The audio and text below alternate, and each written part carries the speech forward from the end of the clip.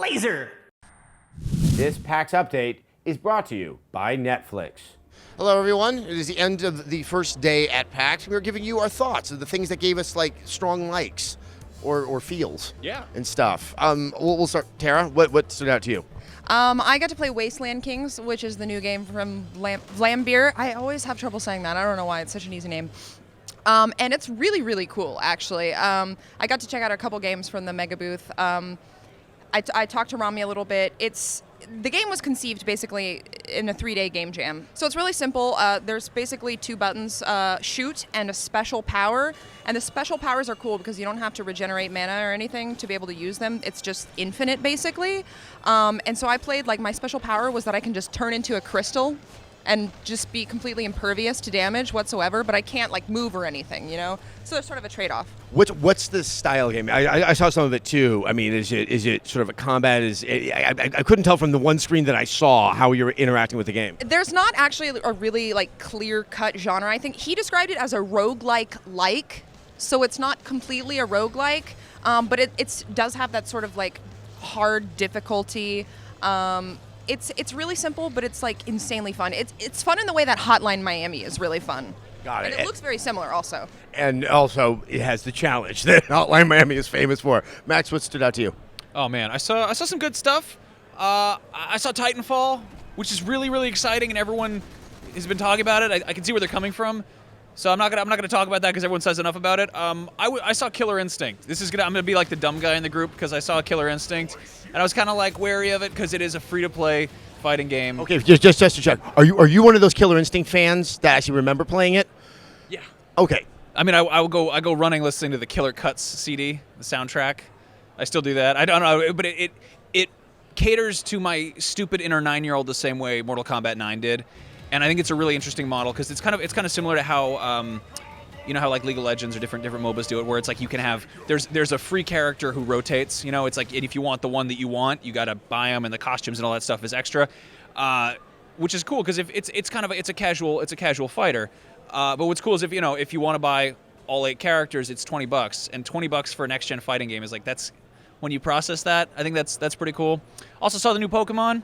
You can feed them cupcakes and rub their little faces. It's adorable. They put some Nintendogs in the Pokemon. Yep, that's going to convert me to Pokemon, the cupcakes. I'm a grown-ass man. I want to feed animals some cupcakes sometimes, Adam. You heard that here first. Max Scoville, grown-ass man. Yeah, I just saw a game upstairs called Jazzpunk. It sounds like you know these guys. Mm-hmm. Based out of Toronto, Necrophone Games. They have the Adult Swim kind of publishing contract that helps them get onto Steam. I don't even know how to begin to describe it. It's like kind of a Technicolor spy game. Characters look like kind of paper doll cutouts, and you're trying to infiltrate the Soviet embassy. It was one of the most deliciously absurd things I've seen in a while. I would say that I don't know the other games that are under the Adult Swim banner, but this one fits absolutely perfectly. I got to play it for a little bit, and this is something that I want to see again and again. I know it's slated for a release hopefully at the very beginning of next year, but Actually, really stood out. I saw this a while ago. Luis from Necrophone showed it to me, and it's really cool. It's a exploration adventure type spy versus spy. Some old 60s Looney Tunes thrown in, and it's like retro cyberpunk. It's spyberpunk. Yeah, I mean, it's just okay. You're doing a better job of articulating it. I mean, it's something that has to be seen to be understood, and wow. So Tara, you also got to see the curiosity that is the 2DS. What was your kind of takeaway seeing it? Yeah, I was actually pretty impressed. I felt like it was actually more natural to hold than the 3DS, just because you don't have that, like center angle. That like the weight on the top, which has been challenging to my old hands. And it feels less flimsy than the 3DS does. I mean, I have the Zelda 3DS, which is like, I feel maybe a less hard plastic than the normal 3DSs. But the shape is weird. I'm not going to lie. It's weird, but it works for what you're doing.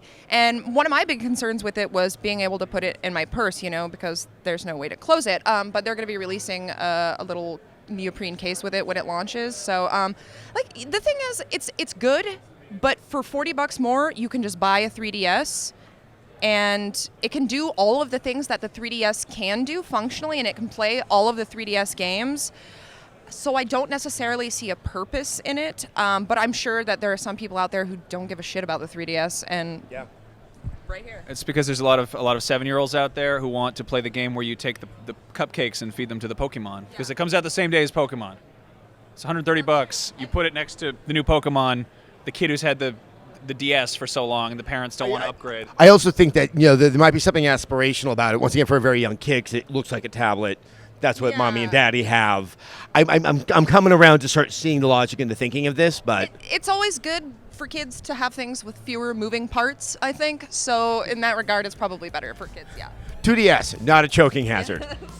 All right, so that is the end of our day one of PAX. Please go check out a lot of the other content that we're putting up. We'll be putting it up through the weekend. We'll be doing this every single day, and then you're going to see more stuff coming out for the next 2 weeks. So enjoy. We'll be back.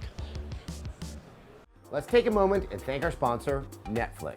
Netflix lets you stream your favorite movies and shows straight to your home without having to deal with one of those pesky cable companies. As long as you have an internet connection and a Netflix-enabled device, you're good to go.